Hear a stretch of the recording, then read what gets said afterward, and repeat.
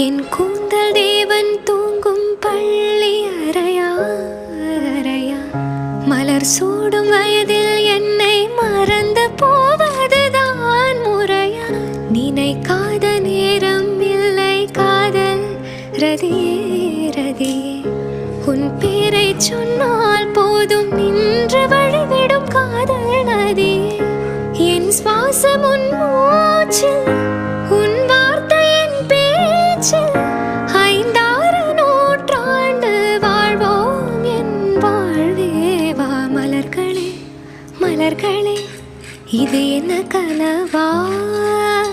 மலைகளே மலைகளே இது என்ன நினைவா? உருகியது